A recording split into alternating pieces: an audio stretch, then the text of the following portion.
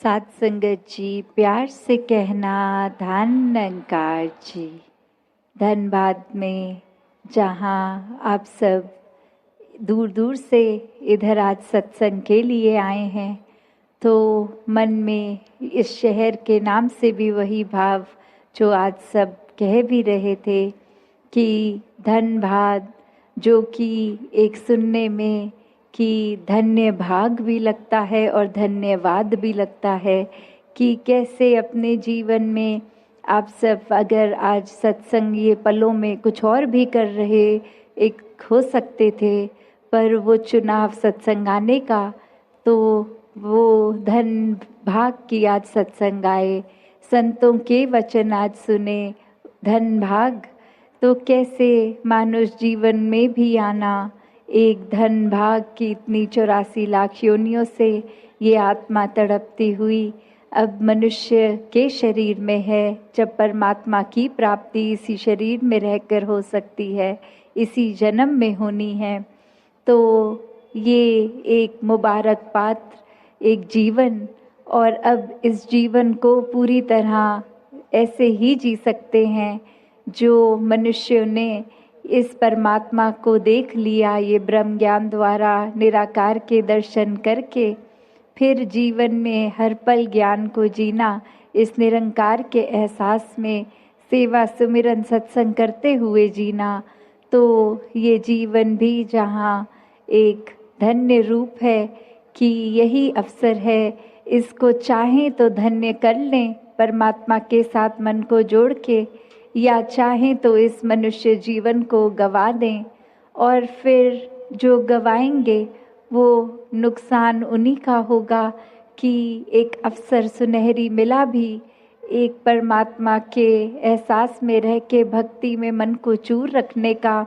पर एक ध्यान जीते जी फिर घर बार एक और अन्य एक मटीरियलिस्टिक, एक दुनियावी, एक धन दौलत, एक उसी में ही लगा दिया।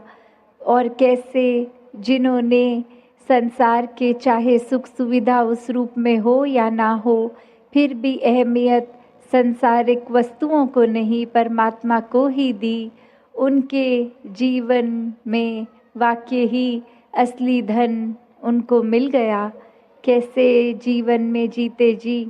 फिर उन्होंने एक ना कि सिर्फ असली मानव की तरह अपना जीवन जिया, पर वो आगे भी सबको प्रेरणादायक ही जीवन जीते गए, जहाँ किसी को उनको ये नहीं बोलना पड़ा कि हमारे जीवन को देखो, हमारा जीवन कितना अच्छा है, पर औरों ने खुद ही ये देखा कि जो परमात्मा से जुड़ गए हैं ब्रह्म ज्ञान द्वारा, उनके जीवन से कितनी ज़्यादा शिक्षा मिलती है। एक वो वाक्य ही मनुष्य के सिर्फ शरीर में ही नहीं है, एक मनुष्य का असली जीवन जी रहे हैं, सारे मानवीय गुण उनमें हैं, दैवीय गुण उनमें हैं। वो फिर एक प्रेरणादायक इतने कि सिर्फ उनके जीवन को ही वो जी रहे हैं इस परमात्मा से जुड़कर भक्ति में रहकर, और वहीं अन्य व्यक्ति भी उनके जीवन को देख रहे हैं और यही इच्छा आ रही है कि इनके जैसा ही जीवन हमारा भी हो जाए। तो ऐसा जीवन जीना कोई किताबी बातें नहीं है, या फिर कोई वो बात नहीं है कि पहले त्रेता में, सतयुग में, द्वापर में ही ऐसे जीवन जिए गए। अभी अगर आज के दौर में भी देखें तो ऐसा जीवन भक्त आज भी जीते हैं, जो चाहे रहते तो इस संसार में ही हैं और संसार को त्याग के भक्ति नहीं करते।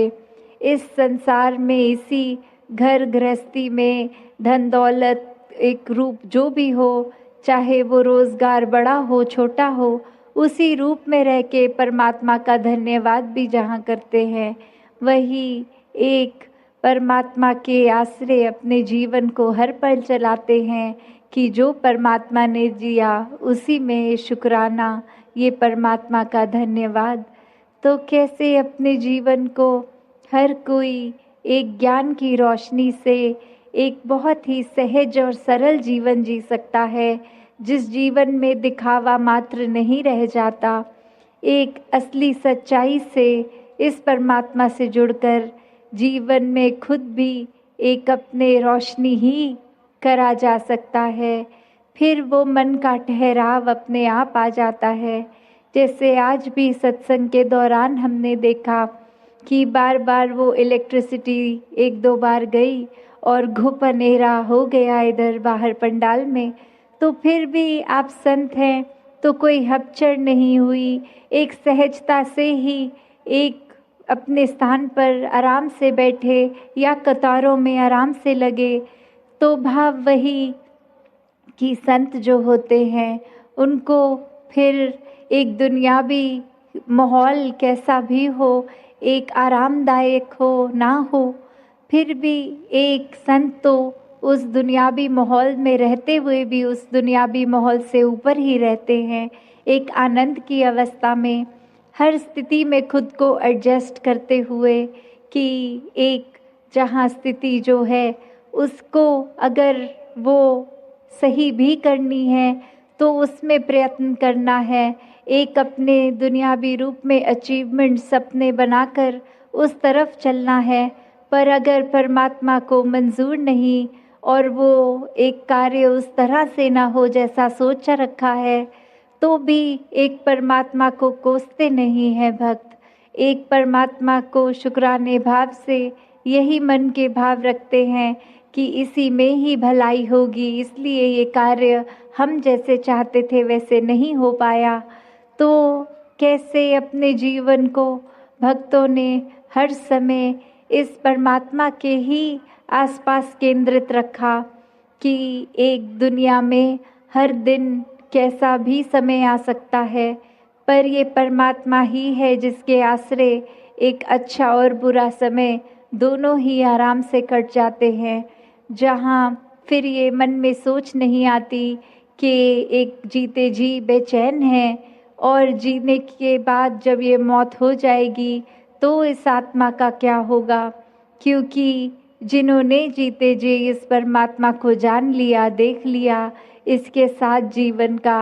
हर पल अपना जिया, तो उनको पता है वो चैन से जी रहे हैं, और जो चैन से ही जीता है वही चैन से मरता है। और कैसे ये आत्मा को जीते जी जहाँ चैन मिल गया, अपनी असली घर का पता चल गया। एक क्या है ये आत्मा, वाक्य में सिर्फ शरीर नहीं है, एक आत्मा तो इस परमात्मा का अंश है। जब ये पता चल जाता है तो आगे एक लोक सुखी परलोक सुहेला वाली अवस्था। और फिर अगर हम ये भी देखें कि हम उस सोच से भी देखें कि एक इंसान ने चाहे बेशक 84 लाख योनियाँ पहले भुगती पर वो याद कुछ भी नहीं, तो अगर ये भी मान के चलें कि सिर्फ और सिर्फ ये ही एक एकलौता जन्म है, तो इसी में फिर ज्ञान लेना है, ये ब्रह्म ज्ञान के साथ जुड़कर इस परमात्मा के साथ एकमिक होना है। वरना तो बात वही कि अगर इस जीवन में आकर चाहे मान्यता वो नहीं कि पहले जन्म हुआ कि नहीं हुआ, पर इस जीवन को भी किस तरह सुखदाई जीना है। ये दुख कष्ट तो आते ही रहेंगे जीवन में, कैसे उनका प्रभाव, उनका असर अपने ऊपर नहीं लेना। ये सब में भी ब्रह्म ज्ञान जहाँ वो सहयोग देता है कि कैसे अपने आप को हम एक किसी के मूड के साथ अपने मूड को खराब नहीं, कोई स्थिति हमारे अनुसार नहीं तो मूड खराब नहीं, कैसे मन को अपना पक्का और स्थिर रखना हर हाल में, ये ब्रह्म ज्ञान द्वारा बहुत ही आसान एक जीवन जीने की भी जो तरीका बन जाता है कि कैसे अपने आप को पूर्णता से एक मनुष्य की तरह मनुष्य वाला जीवन जिए, कैसे मानवीय गुणों से फिर युक्त हो जाते हैं, क्योंकि परमात्मा अब हर समय नज़र आता है। और यही परमात्मा जो हर समय दिख रहा है, फिर इसके एहसास में रह के ये मन प्यार में इतना डूब जाता है कि कुछ गलत काम के ओर अपने मन को हम प्रोत्साहन नहीं दे सकते, क्योंकि ये सिर्फ प्रभु की ओर ही प्रोत्साहित है मन। और अब जब परमात्मा हर पल में है तो मन में सेवा भाव भी जागता है। परमार्थ के रास्ते पे एक संसारिक रूप में भी एक सेवा करना हर किसी की, ये फर्क नहीं देखना कोई